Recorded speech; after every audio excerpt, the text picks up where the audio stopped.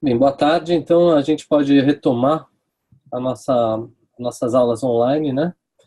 E a gente pode recomeçar aqui na nossa apresentação. Então, eu vou fazer uma breve recordação do que a gente tinha falado na semana passada, né? E aí a gente vai seguir em frente com informações novas, tá bom? Bom, então vamos lá. De novo, vendo aí uma ATM, né, um corte sagital de uma ATM, e a gente pode ver aqui nessa fotografia aqui, a orelha externa, né, o antigo meato acústico, aqui aquele osso fininho que tem contiguidade com o tubérculo, com a cápsula articular, com a fossa mandibular do osso temporal. Aqui nós temos o tubérculo articular, músculo pterigóide lateral, cabeça superior ligada ao disco, cabeça inferior ligada à cabeça da mandíbula, né? Antigo processo condilar.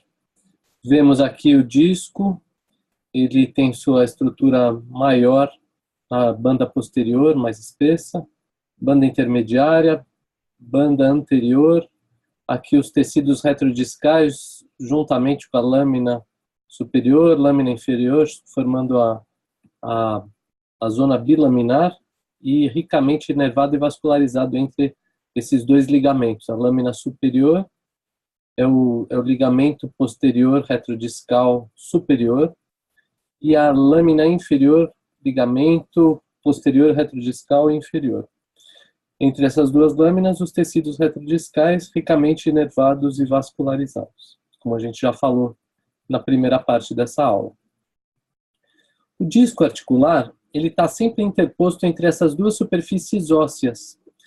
E isso é muito importante para que ele exerça a função de coxinha amortecedor naquelas mastigações mais fortes, de ajudar o deslizamento, né, porque ele é um tecido conjuntivo denso, revestido de células de condrócitos, né, e nós temos condrócitos também nas superfícies ósseas, bem na parte externa das superfícies ósseas, tanto do osso temporal nessa região, quanto da cabeça da mandíbula.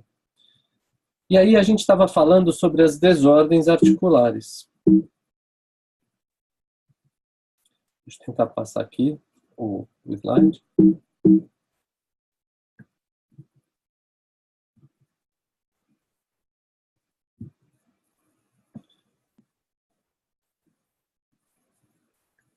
Só um minutinho.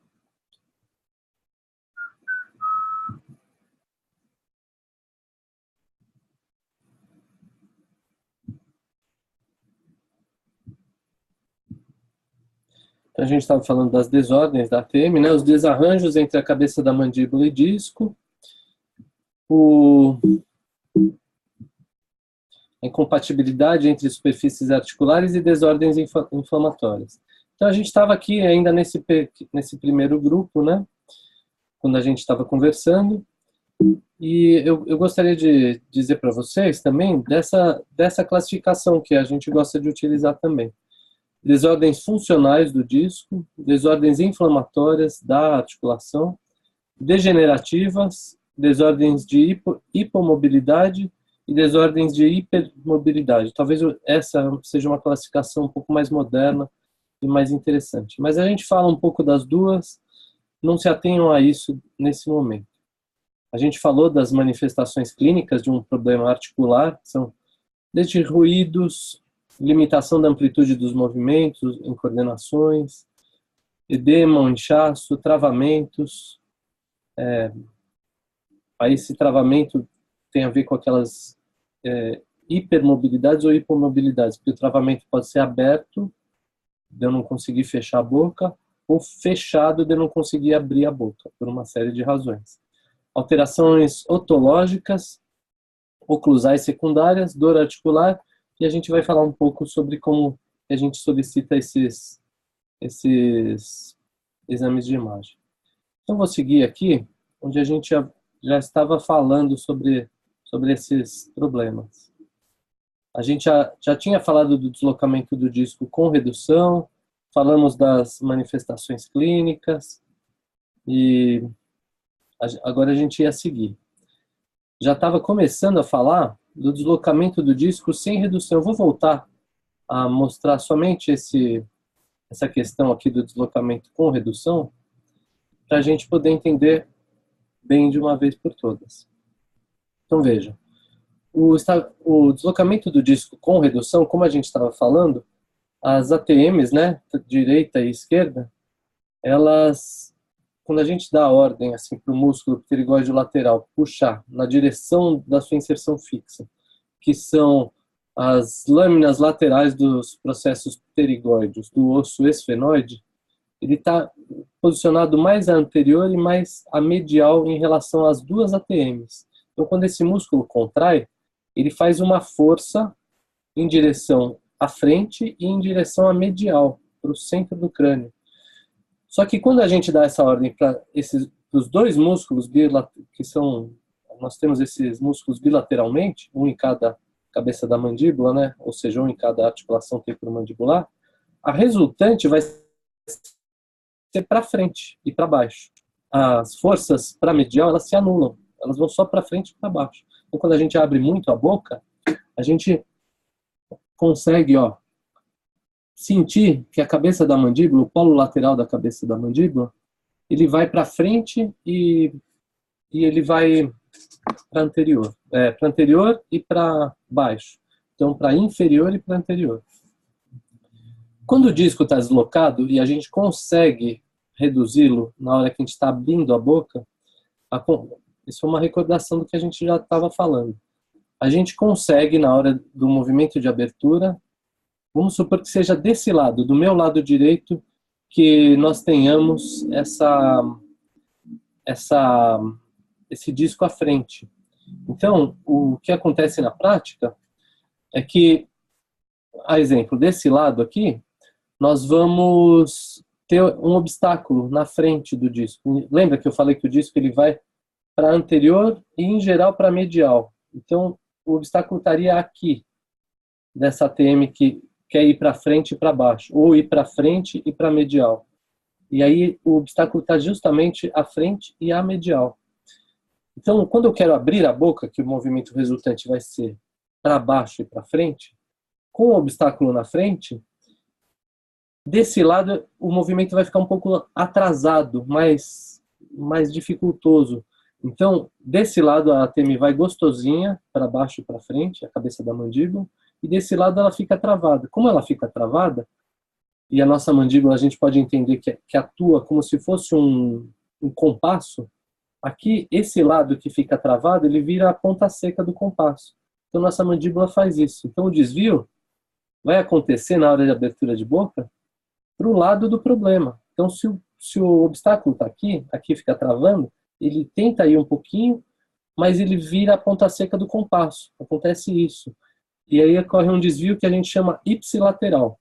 E na hora que a cabeça da mandíbula vence o obstáculo, e o obstáculo fica posicionado agora sim na posição onde ele deveria estar já desde o começo, que é com o disco reduzido, né? Por isso se chama deslocamento do disco com redução.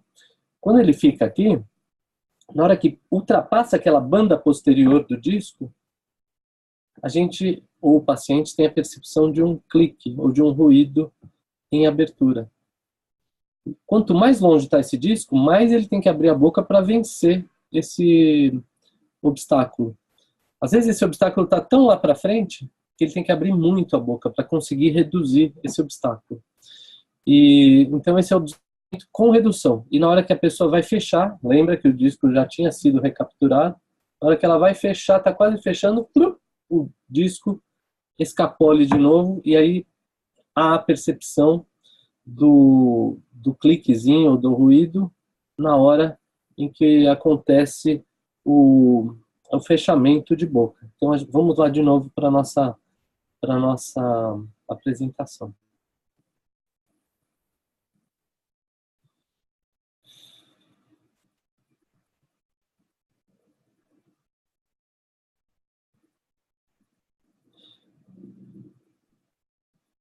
Então, vejam, o estalido único ou recíproco. Então, ou somente em abertura, ou somente em fechamento, ou em abertura e fechamento. Então, ou é único, né? Ou abertura ou fechamento, ou em abertura e fechamento. Aí a gente considera estalido recíproco. Desvio ipsilateral para o mesmo problema, para o mesmo lado do problema, e depois que ele vence o obstáculo, ele volta a ficar reto. Então, ele é como se ficasse gostosinho de novo, não tem mais obstáculo. Na hora que reduz, não tem mais nada à frente, porque já reduziu. Já está na posição fisiológica onde deveria estar. Então, é desvio ipsilateral. E aí, depois que corrige esse desvio, a abertura fica normal, como eu falei. Isso nós vamos passar. Eu quero passar para vocês esses videozinhos. Vejam, ó, a TM está abrindo, aí, opa, captura o disco. Na hora que está fechando, o disco escapole de novo. Então, vou passar novamente esse mesmo vídeo aqui. Ó, boca fechada, está abrindo, está transladando para anterior e para baixo, né, anterior e inferior. E na hora que fecha, o disco escapole de novo. Mais uma vez, para a gente ver bem isso. Abrindo a boca. Recapturou.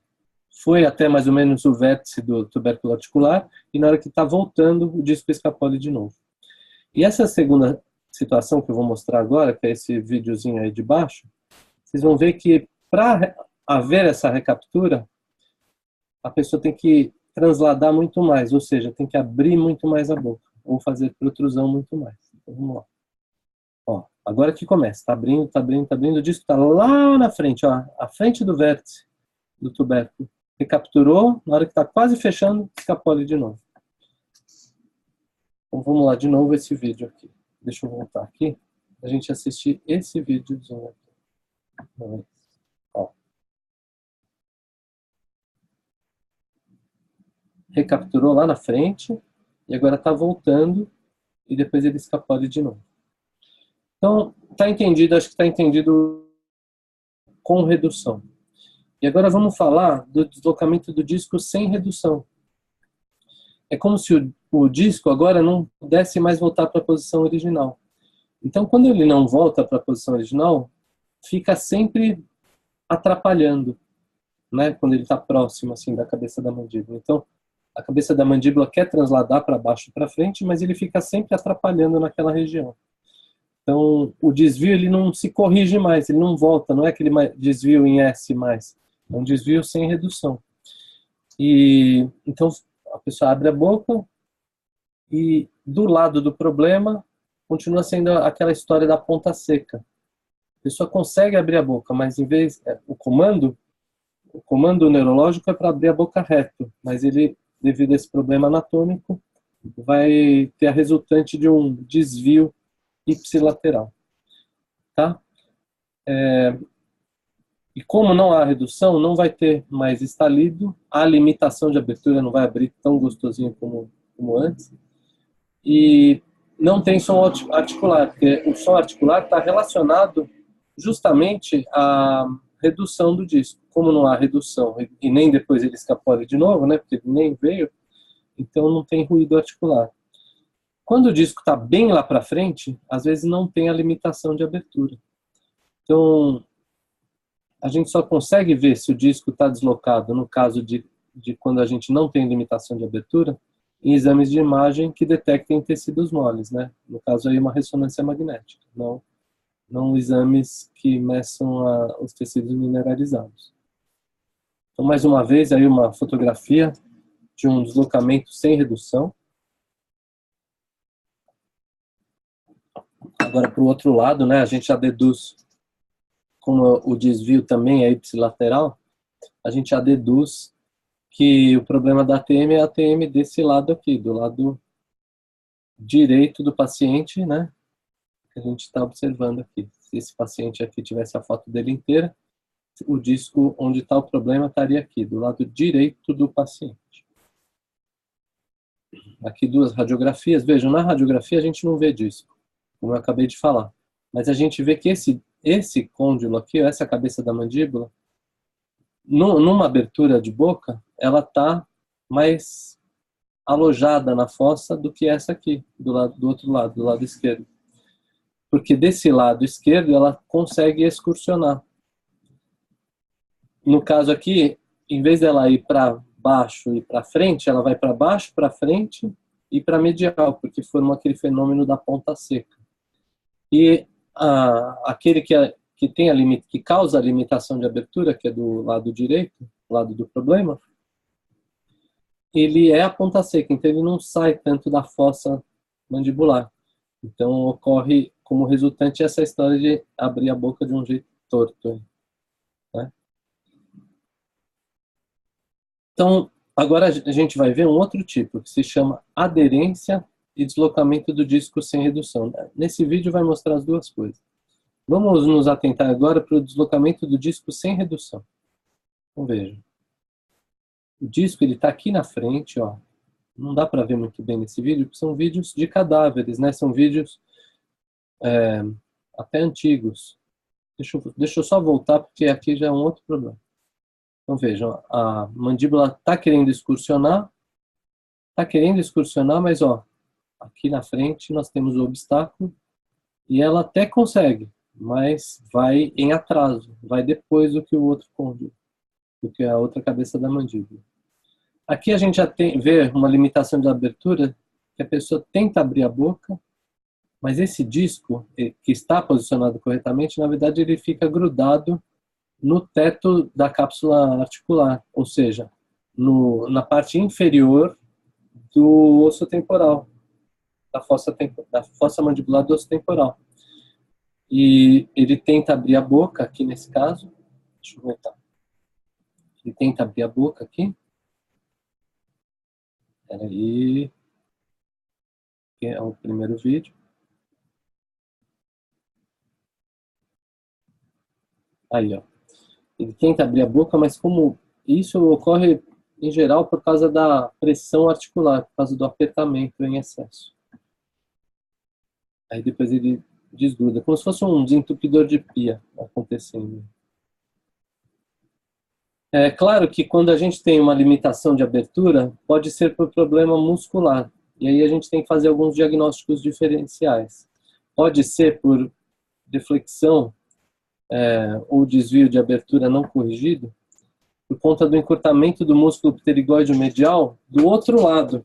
Aí a gente precisaria dar uma revisão de anatomia para ver o que acontece, que é esse fenômeno aqui. Supomos que esse músculo desse lado, agora a gente está vendo um crânio, né, no sentido posterior anterior, e aqui o músculo que agora é o pterigóide medial, ele está encurtado, ele está com uma contratura, ele está com algum problema que ele não está relaxando na hora da abertura. Ele é um músculo elevador, na hora da abertura ele tem que relaxar, e ele não relaxa completamente. Ou seja, ele fica encurtado. E aí, na hora que a pessoa vai abrir a boca, o fato desse músculo estar encurtado provoca uma resultante da mandíbula ir para o outro lado. E aí a gente precisa fazer um diagnóstico diferencial. Isso eu preciso que vocês se lembrem que pode ser um problema muscular e não articular. Não é um sinal patognomônico, mas a gente precisa ter a suspeita assim, de fazer esse diagnóstico diferencial entre o muscular e o articular também. Tá bom? Vamos seguir. Aqui eu não vou falar da terapêutica agora. Vou falar dessa manobra de Minaj, o Minag, né? Que a gente acabou fazendo essa manobra lá na clínica. Espero que vocês se lembrem daquela paciente que chegou com a história de... Vejam a história da paciente. Vou até interromper um pouquinho aqui para a gente conversar. Vejam a história da paciente. Ela chegou com a queixa de que ouvia uns barulhinhos, ouvia cliques. Então aí a gente já, uma das hipóteses de ruídos é o deslocamento com redução. E aí ela parou de ouvir os cliques, isso é importante.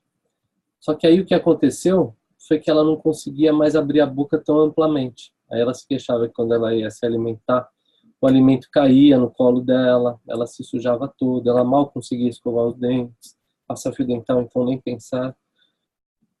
Então, pela história, a gente entende que o deslocamento sem redução, ele é uma evolução na fisiopatologia dessa questão do deslocamento com redução. Então, o disco antes ele até reduzia, aí chegou uma hora ele parou de reduzir. Quando ele parou de reduzir, ele foi lá para frente e aí causou limitação de abertura, ainda mais no início do deslocamento sem redução. Que quando ele reduz, a pessoa vence e ouve um barulho, mas ela consegue abrir a boca, consegue se alimentar, mesmo com barulho. Quando ele não reduz, a queixa é dor, porque nessa região fica interposta aquela zona bilaminar, os tecidos retrodiscais, e não mais disco, então pode doer na hora que fecha a boca. Pelo fato também de ser algo assim, ter um efeito agudo assim de uma questão da cronicidade desse problema, mas um efeito agudo na sintomatologia, e por essa região ser ricamente vascularizada e enervada, como nós já falamos também. Mas vejam que interessante. No caso da paciente, se vocês forem lembrar, ela falou assim, aí eu parei de ouvir os ruídos e passei a não abrir a boca tão amplamente. E dói quando eu tento abrir com força. Aí na manobra de minagem, o que eu orientei ela a fazer? Eu orientei, no caso dela, o problema dela era do lado direito. A dor, os ruídos que ela sentia, tudo do lado direito. Quando eu pedi para ela abrir a boca, mesmo com aquela limitação, ela desviou assim. Então a gente desviou ipsilateral. Ela já desviou um pouquinho para o lado do problema, mas mesmo assim não conseguia abrir. Tinha limitação de abertura. Aí eu pedi para ela fazer o seguinte exercício. Para ela jogar a mandíbula, não para o lado do problema, mas para o outro lado contralateral. Quando ela faz isso, o que eu estou tentando fazer? Fazer a cabeça da mandíbula dela excursionar para baixo, para frente e para medial. Ó. Tá indo para lá. Na hora que ela faz isso, a tendência é encontrar o disco que está atrapalhando. Então ela vai, no início, com muita dificuldade fazer isso. E conforme ela joga bem, ela fica contra o disco. Ela vai bem para medial desse lado. Aí depois eu pedi para ela abrir a boca. Na hora que ela abre a boca, ela dá espaço para esse disco que está bem encontradinho, né? Está bem em continuidade com o disco. Ela abre, ela cria o espaço para o disco entrar no lugar onde ele deveria entrar. E foi isso que a gente fez na clínica, não sei quem lembra, que ela acabou, na hora que eu pedi para ela abrir a boca, ela escutou um barulho, que significa que o disco voltou, e aí ela conseguiu abrir a boca, coisa que ela não estava conseguindo. Então ela sentiu um pouco de dor na hora da puxada desse disco para trás, mas ela se sentiu livre de abrir. Lógico que eu pedi para ela abrir bem devagarzinho e voltar reto. E eu fiquei com a mão aqui para ver se na hora que ela voltava o disco escapulia de novo. E eu não ouvi nenhum barulho. Aí eu ensinei para ela a manobra, pedi para ela, se acontecesse isso em casa, ela fazer de novo. E como ela estava com dor, eu prescrevi que ela fizesse termoterapia com gelo. Então, isso é o que vocês lembram do caso real que aconteceu lá na nossa clínica. Então agora eu vou passar aqui de novo a teoria, né, que a gente estava lendo lá da manobra de minagem. Então vamos lá. Vejam, exatamente, aí está escrito exatamente o que a gente fez lá. Para recuperar o disco em casos de deslocamento do disco sem redução, leva-se ao limite de lateralidade para o lado contralateral e força a abertura. Isso aqui a gente não fez, eu só pedi para ela evitar, né? A gente poderia ter feito um giggle from plateau por 36 horas, pedi para ela comer alimentos pastosos, isso eu recomendei, caso vocês lembrem. E eu pedi para ela não ficar bocejando, tentar não abrir muito a boca, e usar só alimentos mais móveis. E cada vez que travasse de novo, ela repetir isso aí e aplicar o gelo. Então agora, nessa semana, a gente vai ver como é que ela está. Se ela seguiu isso, etc. Então, isso pertence à aula das terapêuticas, mas eu achei oportuno a gente colocar e falar um pouco aqui agora. Essa parte aí, eu estou colocando para vocês, só para a gente ter uma noção do que era. Isso aí já faz tempo que eu recebi, eu não lembro se era, nessa época acho que era por Facebook, não era nem de WhatsApp. Mas uma pessoa me mandou o seguinte relato, sem eu vê-la, uma aluna me mandou. Queria te pedir um favor, estou sentindo uns estalos, quer ver como, é o modo como o paciente se refere. Quando eu abro a boca e fecho, e quando eu fecho. O que parece isso? Estalido recíproco, na abertura e no fechamento. Também dói quando eu como. Na hora que ela vai mastigar, dói. E por que dói? Se for um deslocamento sem redução, porque na hora quando ela come, desse lado, ela está forçando justamente aquela zona ricamente inervada e vascularizada. Aí, ó, tô achando que possa ser alguma coisa na TM. É só do lado esquerdo. Aí, quando a pessoa vai, ó, será que amanhã você poderia dar uma olhada, pelo menos me dar uma luz? Lógico, porque nesses casos eu sempre peço para a pessoa ir lá para ser avaliada. Mas quando ela chegou, eu já tinha uma hipótese diagnóstica. Aí eu vou conduzir todos os meus exames para essa hipótese diagnóstica, que era deslocamento do disco com redução. Eu não lembro mais como é que foi esse caso aí, mas eu acho que o diagnóstico foi confirmado mesmo. E aí naquele segundo grupo, né, seguindo a nossa definição aí, lembrando assim que a gente tinha uma outra classificação também. Aí eu retomo isso com vocês falando dessa outra classificação.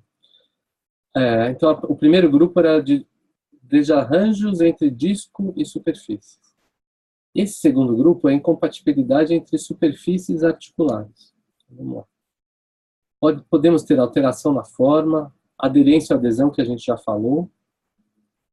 Esse termo subluxação, hoje em dia a gente chama de hipermobilidade sem travamento. E o deslocamento espontâneo ou luxação, que hoje em dia a gente chama somente de hipermobilidade. Alteração na forma, então, nós podemos ter, devido a essa alteração na forma, a gente pode ter um ruído. O ruído vai se dar sempre no mesmo ponto, ou de abertura ou de fechamento. Então, por isso que é importante também, quando a gente está fazendo nosso exame clínico, medir com a reguinha que a gente tem. Pode ser uma protuberância óssea, que sempre raspa no mesmo lugar, pode ser uma perfuração de disco. Outro problema que pode acontecer, que talvez esteja ligado a uma alteração da forma ou a amplitude do movimento. Não sei se vocês lembram que a gente viu uma colega de vocês que quando ela abria muito a boca, mas quando ela abria muito mesmo, ela sentia uma espécie de um deslocamento e escutava um ruído. Só que é um ruído diferente do deslocamento de disco com redução. É um ruído da cabeça da mandíbula, com disco ou sem disco, raspando no tubérculo articular. Ou seja, na hora que ela está fazendo uma hipermobilidade. Uma subluxação, aí, no caso, porque ela não teve travamento.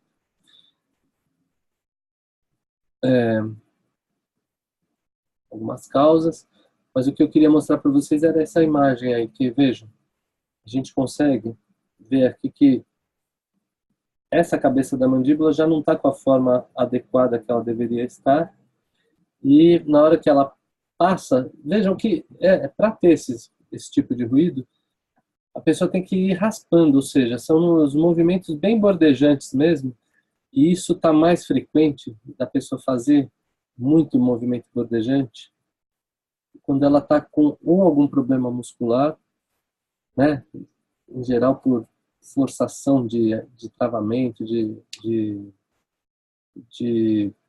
apertamento dos dentes, e o seu reflexo, aí uma coisa reflete na outra, o músculo ele fica mais encurtado, como eu falei, ele não está acostumado a ficar amplo, realizar movimentos maiores, e aí quando o movimento é maior, as superfícies se afastam.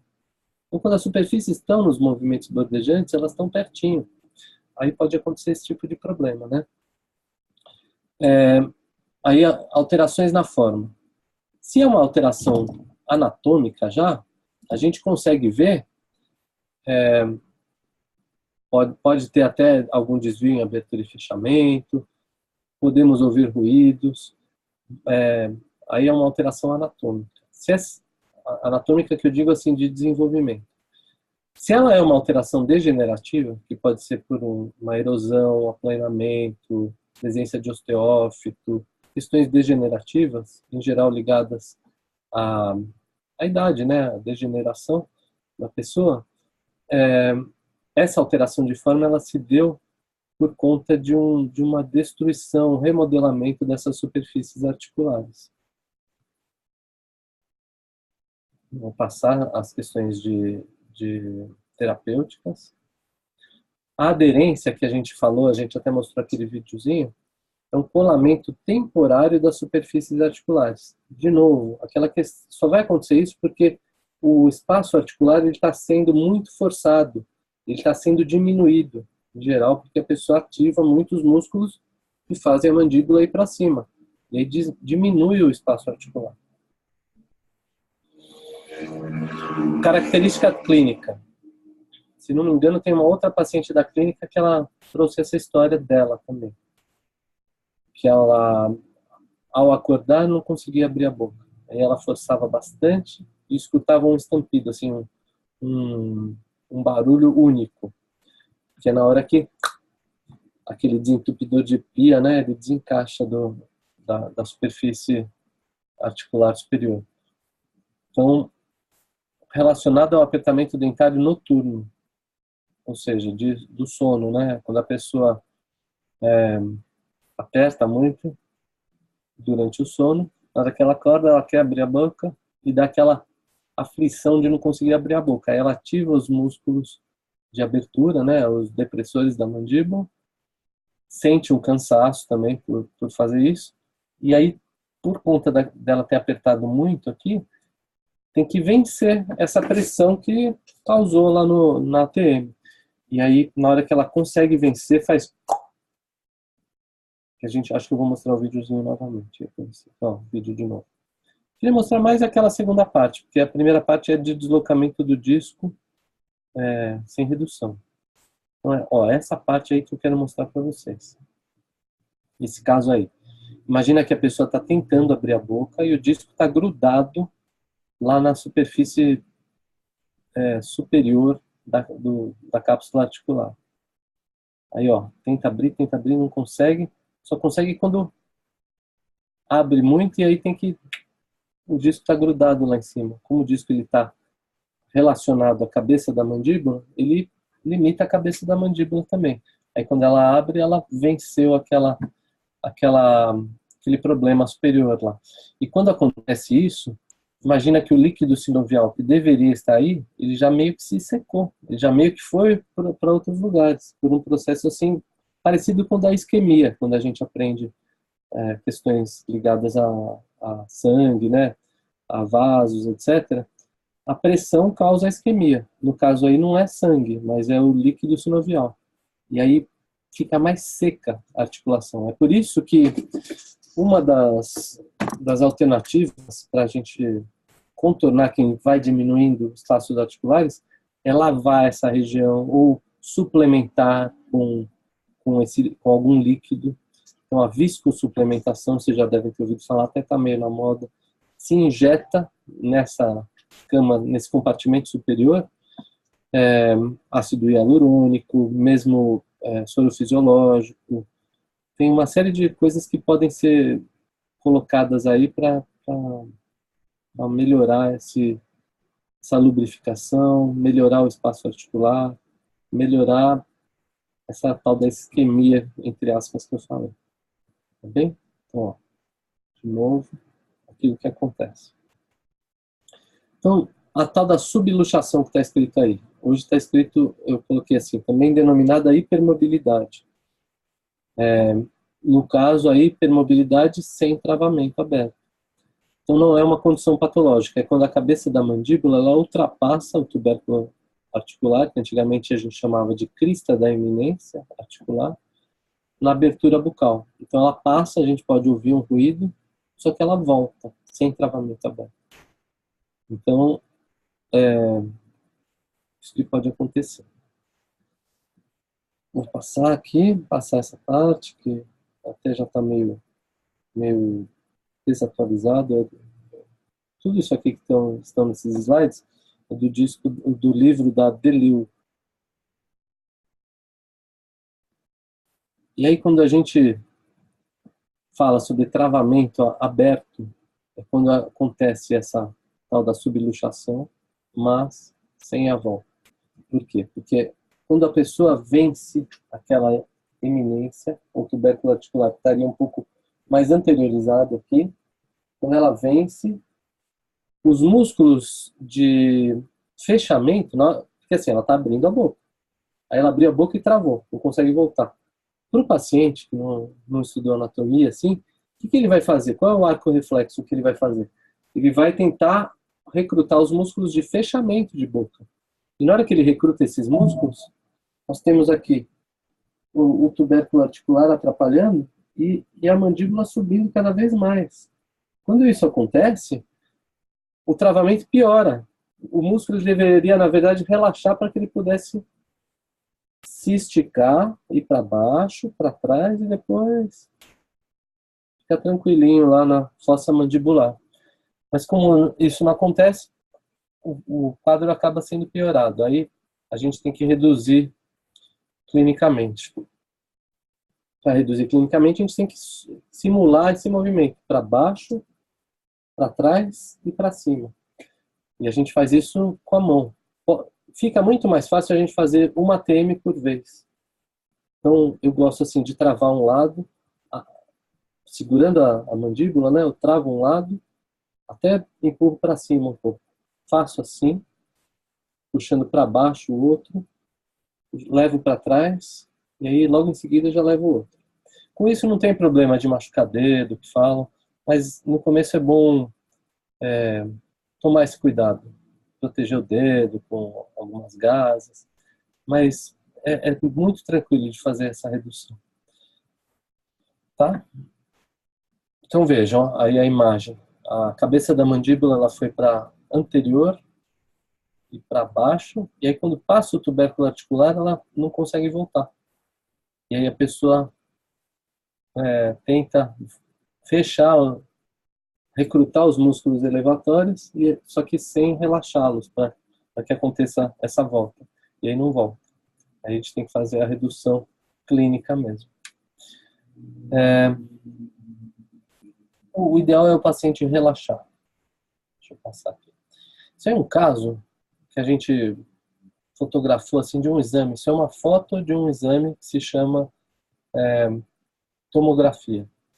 Essa tomografia é uma reconstrução tridimensional que a gente vê aí de uma pessoa idosa. Você vê que ela não tem mais dentes, não tem nem mais rebordo, né? Não tem mais processo alveolar, nem dente, nem nada. E esse senhor era um senhor. Ele, um dia na vida, ele travou. Ele foi lá para frente, ele fez uma luxação da mandíbula. Então vejam, ó, aqui é a fossa mandibular dorsal-temporal. Do outro lado é aqui, ó, a fossa mandibular dorsal-temporal. E vejam onde estão as cabeças da mandíbula. Desse lado está aqui e desse lado está aqui. Está naquela região entre o processo zigomático, osso temporal e bem à frente. Então, visualmente, ele já não tinha rebordo. E ainda ficava assim com aquele perfil queixudo, né? Ele ficou com a mandíbula lá para frente. Imagina os ligamentos posteriores aí, como é que não estavam também. E para quem observou bem, assim, você vai ver que nessa época não tinha celular, eu usava câmera mesmo, aquelas câmerazinhas amadoras. Eu levava, né, levava tudo quanto é lugar. Aqui sou eu, ó, tirando a fotografia aqui no meio, a imagem de reflexo, que é aquele papel meio brilhante, né? Só como curiosidade. Não sei se vocês lembram também que a gente estava conversando com a Carol, né, nossa aluna, que ela consegue fazer um monte de coisa com as mãos, consegue. Eu também sou um pouco flexível, eu consigo levar esse dedo aqui para trás, mas o cotovelo dela vai lá para frente, o ombro, eu não lembro o que ela mencionou que fazia, com as pernas também. Que é o seguinte: Esse score de Bayton, ou Bayton, é um score que a gente avalia vários pontos, várias articulações, e conforme a gente vê a hipermobilidade em várias articulações, a gente dá uma nota, um score. E se esse score for elevado, a gente vê que a pessoa tem a tendência de ter hipermobilidade.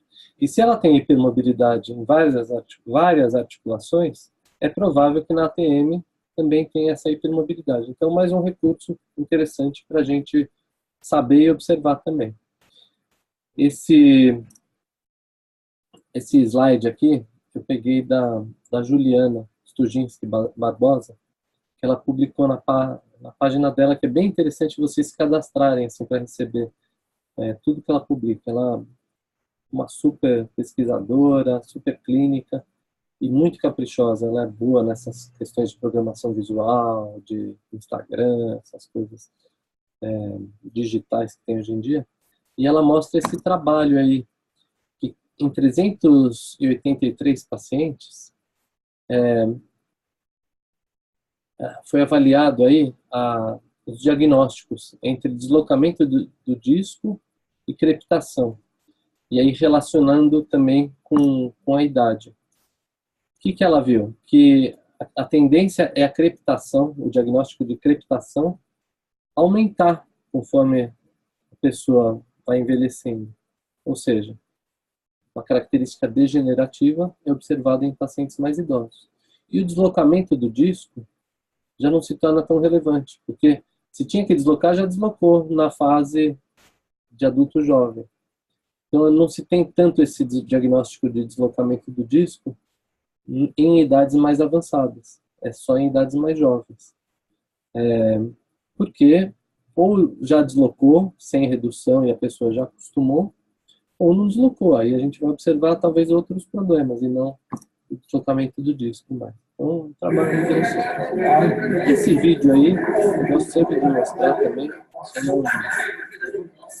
um amigo meu, que agora já falecido. Mas vejam que interessante, ele estava comendo e eu tive uma vontade de filmá-lo, né? Eu peguei o celular e comecei a filmar ele. Vejam que bonito é a gente ver o polo lateral da mandíbula dele, que era super magrinho, numa mastigação normal, assim, ele fazia justamente esse movimento, de ir para baixo e para frente.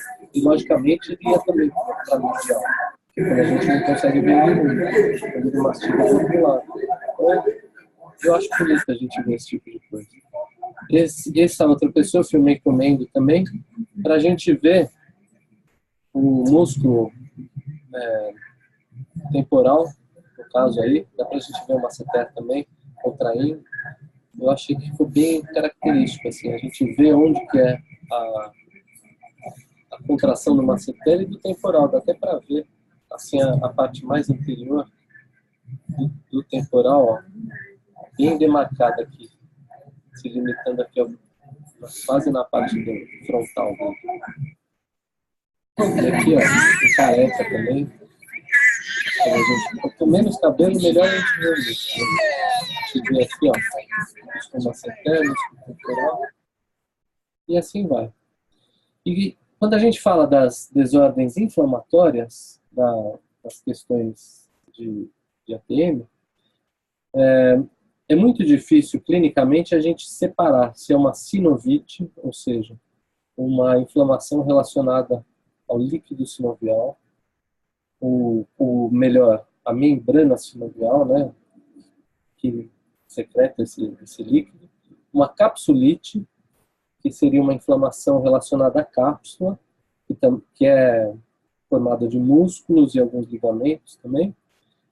A retrodicite, que aí tem a ver com aqueles tecidos retrodiscais, que a gente já falou várias vezes que são ricamente inervados e vascularizados.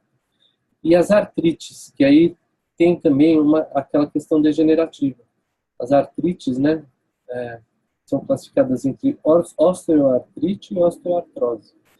Então vejam, quando a gente fala que o paciente está com dor na ATM, em geral está relacionado a alguma desordem inflamatória, que pode ser aguda ou crônica. Clinicamente a gente não fala se ele tem uma sinovite, ele tem uma capsulite, ele tem uma retrodicite.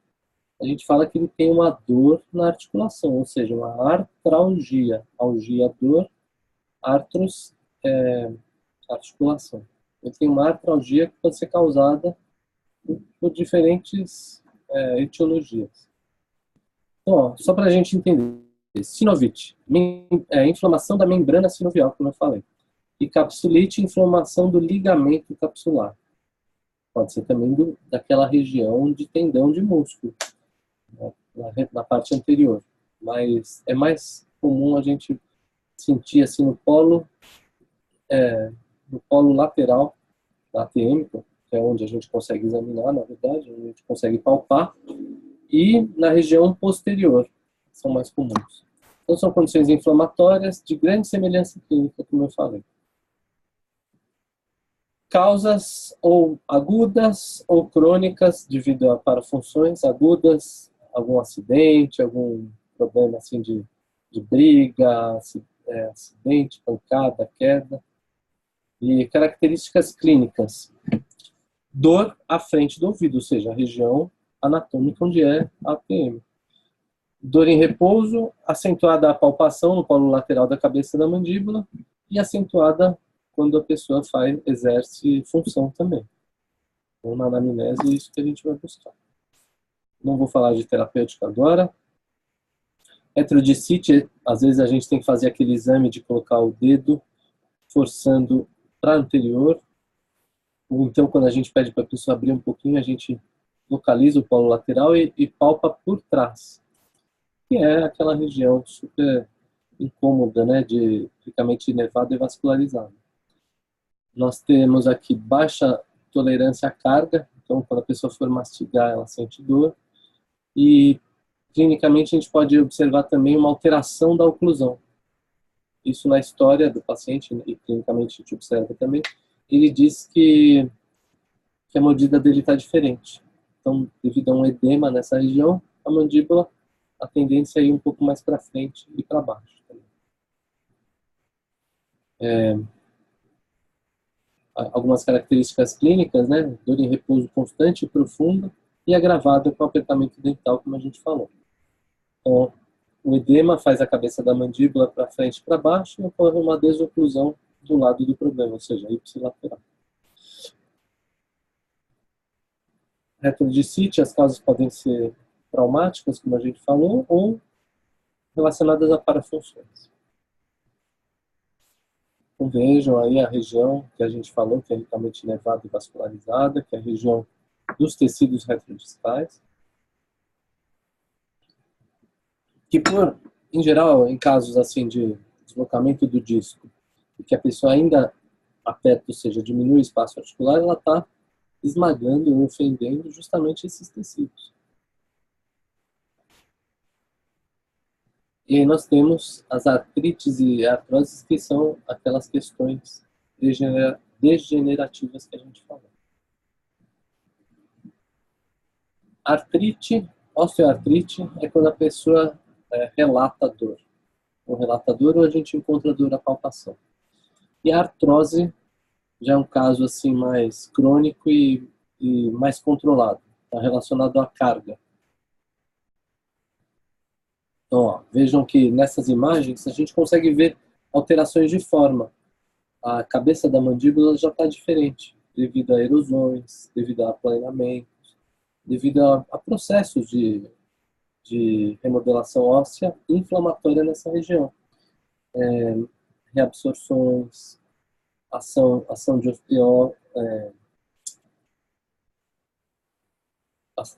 osteólise, né, nessa região, e remodelação. Então, a gente clinicamente também, além da dor, a gente percebe a tal da crepitação. A crepitação é a percepção, quando a gente está fazendo a palpação ou aumentando a sensibilidade com um estetoscópio nessa região, a percepção de uma areiazinha, de um vidro quebrado, de algo assim, uma porta rangendo, assim, algo assim bem farfalhar, um papel amassado, sabe? Então, a gente observa isso também, por conta dessas alterações degenerativas, aplanamentos, erosões, presença de osteófitos, que são neoformações ósseas sem cortical, sem nenhuma ordem certinha. Então, na hora que a gente ouve a crepitação, é como se a gente estivesse nessa superfície toda erodida, né? E pode acontecer até microfraturas desses osteófitos, e a gente percebe com essa crepitação. E pode ter a presença de dor ou não, dependendo da carga funcional que a pessoa está sentindo. Certo? É isso que eu estou passando mais rápido, é que a gente vai abordar em outras aulas.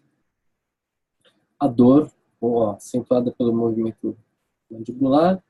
A crepitação que eu falei, pode ser uma série de coisas, colapso dos tecidos retrodiscais, discos e perfurações de discos, alterações de forma nas superfícies ósseas, como eu falei, etc. E aí pode acontecer isso também. Eu, sinceramente, nos casos que eu observei, na clínica, todos os casos que eu venho examinando, eu não consigo ver isso com tanta clareza, eu confesso. Primeiro porque nossos pacientes são ruins de prótese. A dentição deles não é uma dentição engrenada, eles têm muitas perdas dentárias, não usam próteses, então eu não consegui ver isso que está relatado aí nos casos que eu já atendi. Mas o diagnóstico não é tão difícil. Tá? Aqui mais algumas coisas relacionadas à terapêutica. Em geral, a gente alivia funcionalmente. Só para a gente resumir, a gente pede para a pessoa mudar a alimentação, a gente faz alguns procedimentos fisioterapêuticos com calor para melhorar essa região. Antigamente se falava muito em mexer na oclusão para ter isso, mas hoje a gente mexe mais na função mesmo, independente do arranjo dentário. Olha aqui falando assim, das alterações radiográficas, erosão, aplanamento, osteófitos, como a gente já falou. E a osteoartrite e a osteoartrose, ela varia uma com a outra dependendo da demanda funcional, como eu falei, da carga. E aí a gente vai abordar um pouco nessa aula, mas na aula de elaboração de hipóteses diagnósticas, que existem alguns critérios diagnósticos. Hoje a gente já está usando o DC, que é o Diagnostic Criteria. E antes de a gente usar o DC, mesmo para pesquisas, a gente usava o RDC, que é o Critérios Diagnósticos para Pesquisa. O RE é de Research. Research Diagnostic Criteria. Critérios Diagnósticos para Pesquisa. Então a gente classificava as DTMs em dor miofascial com abertura limitada, aí aqueles encurtamentos que eu tentei, o deslocamento do disco com redução, sem redução, com limitação de abertura, que é o caso da paciente que nós vimos, ou casos mais adaptados ou mais crônicos de deslocamento sem redução, sem abertura limitada, que eu comentei que é mais difícil o diagnóstico, porque não tem limitação de abertura, às vezes não tem nem queixa. E os casos de dor na articulação, as artralgias. E aí, alguns critérios, por exemplo, aqui eu estou mostrando exemplos. Eu gostava, eu tinha até uns cartõezinhos assim, feitos para lembrar de todos esses detalhes. A gente classificava que o deslocamento, que era deslocamento do disco com redução, quando tinha o estalido recíproco, sendo que em abertura, se a gente fosse medir quando que se dava o estalido, havia em abertura 5 milímetros a mais do que em fechamento, pelo menos. Que era eliminado improtrusível, isso é importante, isso a gente faz até hoje, quando a gente quer fazer esse diagnóstico diferencial. Quando a gente pede para a pessoa fazer protrusão, a gente está forçando uma recaptura do disco, uma redução do disco. E a gente pede para a pessoa abrir a boca assim, em protrusão, ela faz assim, ó. Ou seja, o disco a gente sabe que está com certeza ali, e não houve ruído, porque o ruído a gente ouve quando ele escapole, ou quando ele é capturado. No caso aí, ele já foi capturado. A gente força uma recaptura e vê se tem se não tem ruído. Se o ruído que ele sentia que tinha abertura e fechamento foi eliminado, improtrusível, é um dos fatores que a gente fecha o diagnóstico. Reprodutível de 2 de 3 movimentos consecutivos, ou está lido em algum dos movimentos, ou de abertura, ou fechamento, mas, né, porque assim, quando tem em abertura e fechamento fica fácil. E quando é só em abertura ou só em fechamento, mas tem em algum dos outros movimentos de excursão mandibular, de lateralidade ou protrusão. Também reprodutível de 2 a 3 movimentos consecutivos. Sem redução, deslocamento do disco sem redução com limitação de abertura. É mais fácil, porque ele vai ter uma história de limitação de abertura significativa.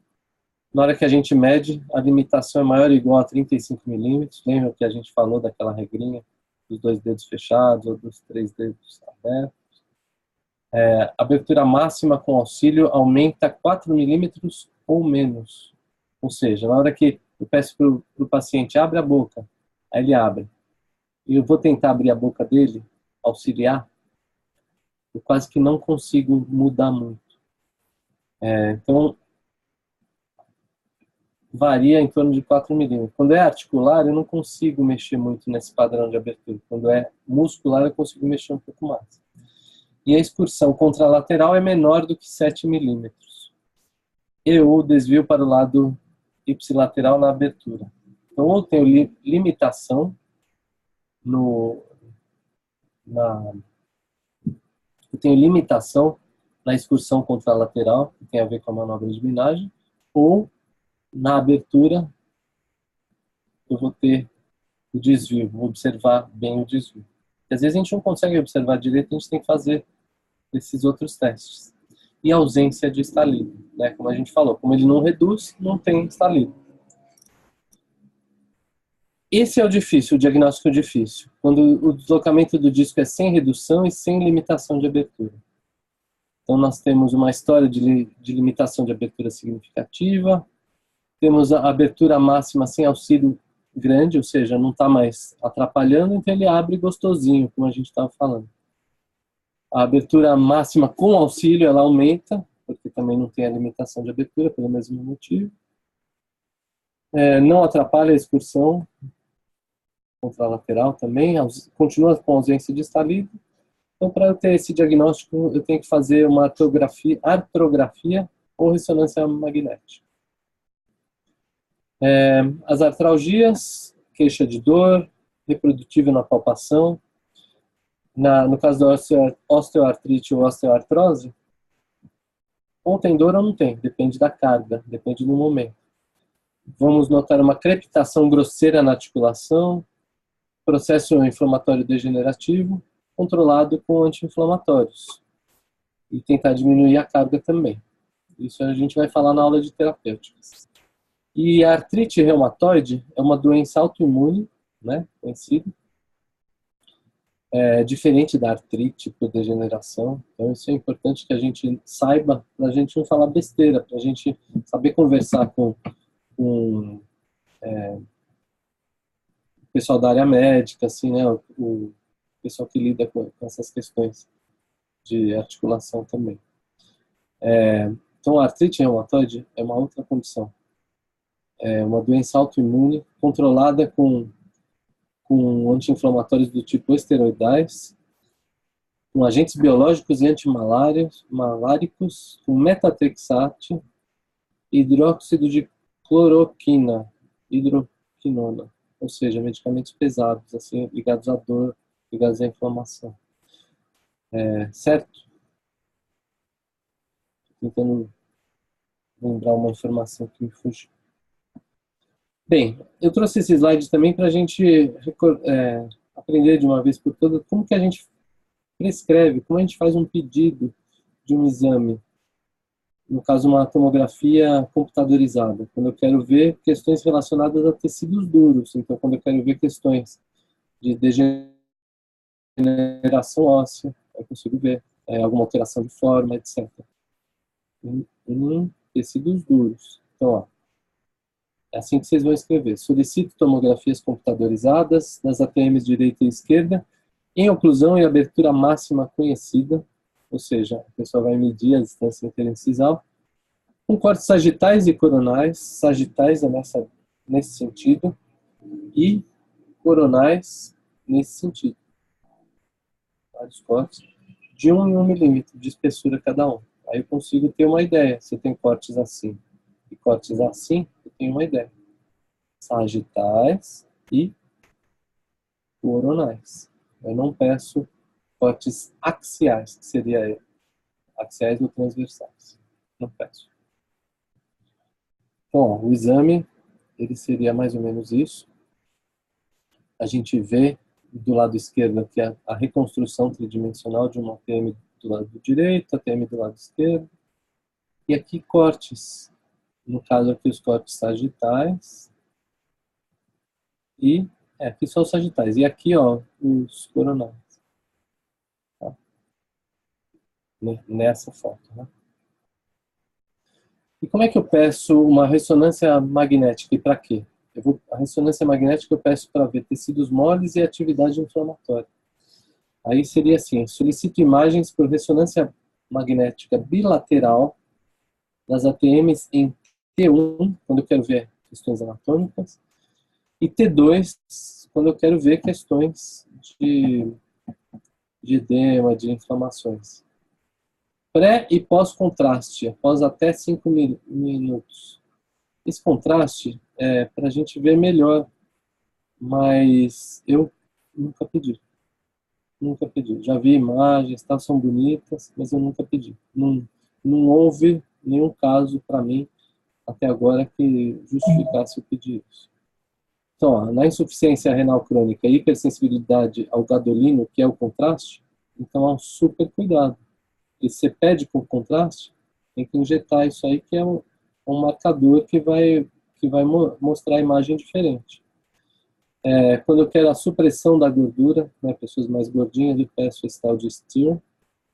Posso pedir a ressonância pseudodinâmica, o vídeo, que é uma ressonância magnética que eu consigo ver a pessoa abrir e fechar.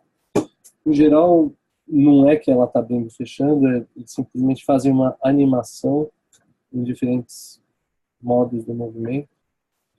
E a densidade de prótons. Isso aí eu, sinceramente, não lembro no momento.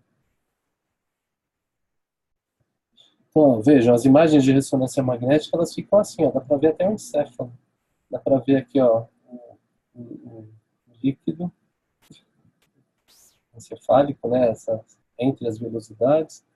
E vejam como as ATMs, elas têm uma contiguidade com o encéfalo. É por isso que nos traumas elas fraturam. É uma zona de fragilidade para proteger o encéfalo.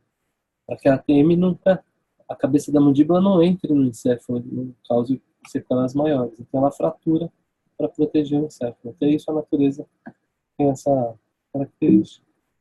Uma imagem bem bonita. Aqui algumas questões relacionadas à terapêutica que eu vou passar. Isso aí eram vídeos que eu fazia de brincadeira, assim.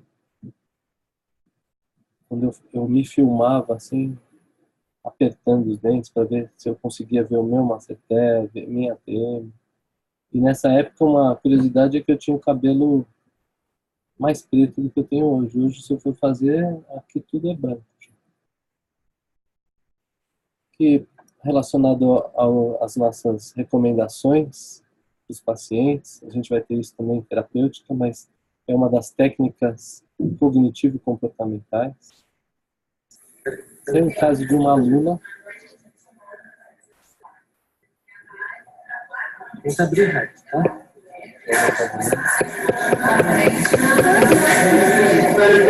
De novo.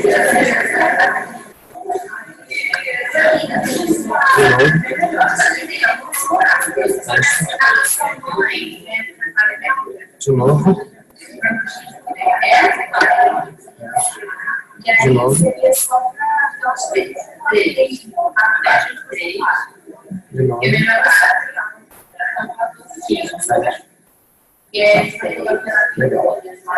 Habilidade sem travamento, né? Aí eu pedi para ela depois fazer aquela... Difusão, abre e fecha.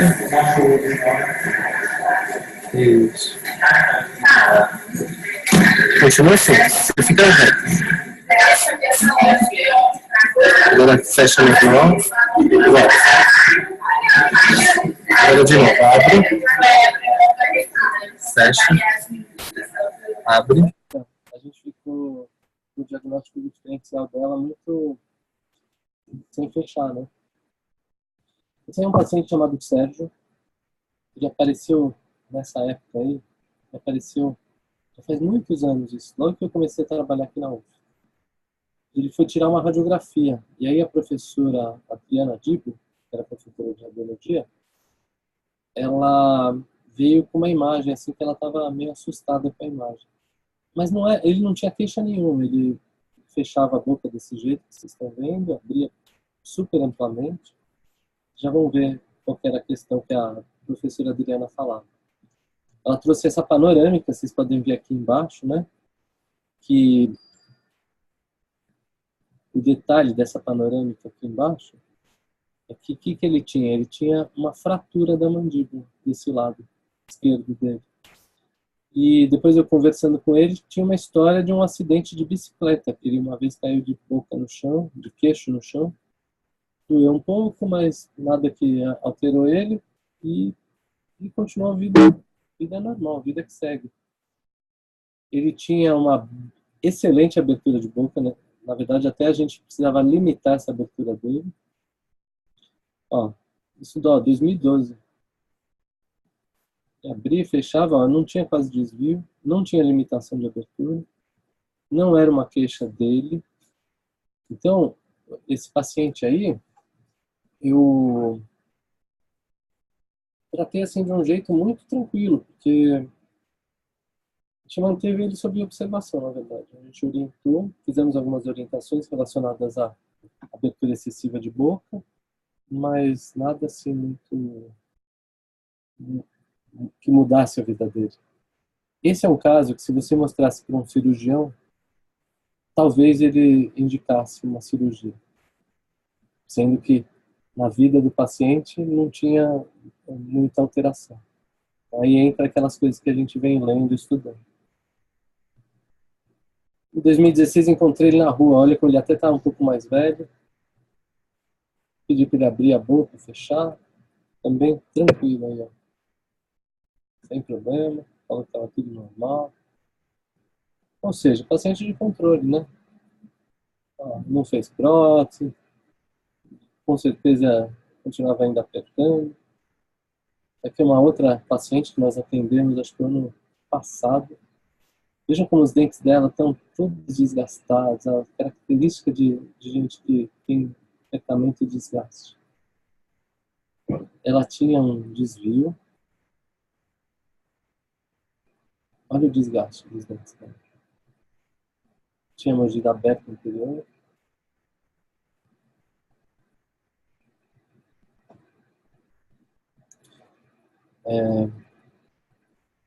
Isso aí era dessa paciente, ela abrindo a boca.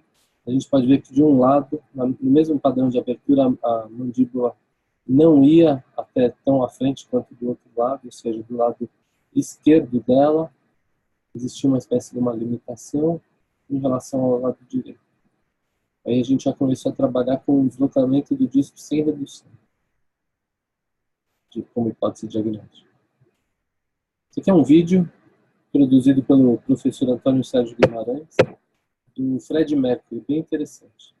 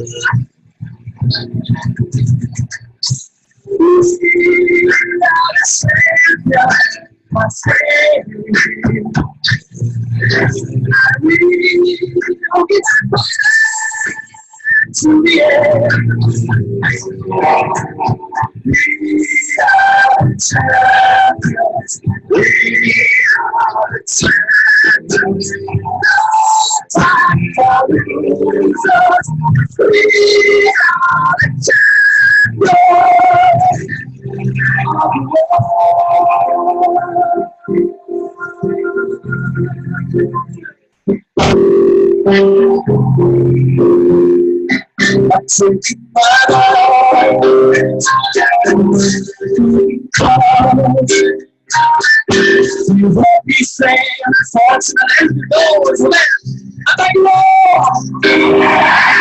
I'm still a better understand. Let's do it. I can see it. You brought all my best.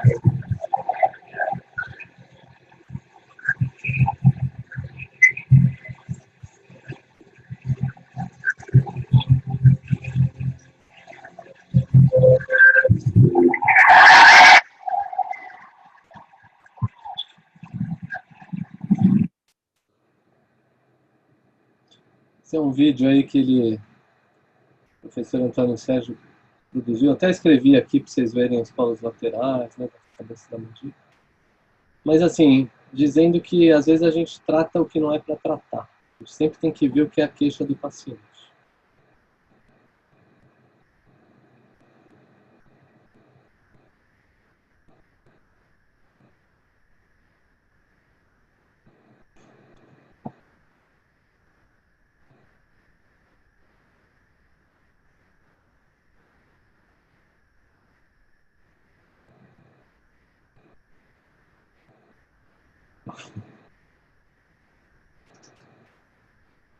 Esse vídeo tem no YouTube. Se vocês procurarem assim, Fred Mercury, sofria de DTM, vocês vão encontrar o original desse vídeo, que é onde eu pus.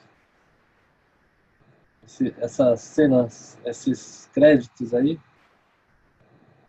são interessantes aí pra gente ver.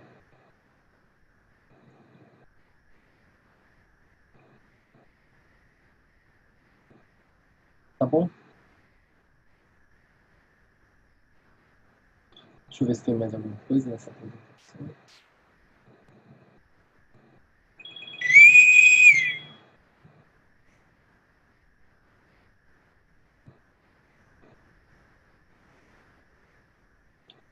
Não, acabou a aula, essa parte. Eu quero ainda marcar com vocês mais uma outra aula sobre as questões musculares e depois também uma sobre as questões de terapêutica. Então, falta isso a gente ainda fazer. Eu vou me organizar aqui, vou marcar com vocês e aí a gente vê essas aulas, tá bom? Espero que vocês vejam aí depois, né? Essa aula vai ficar gravada. que vocês anotem as dúvidas, voltem nos trechos que vocês tiveram mais dúvida, anotem e vamos transformar isso numa discussão. Isso sim que é importante, essas interações, tá bom? Então, obrigado, um abraço a todos e a gente se comunica nos nossos grupos ou por e-mail.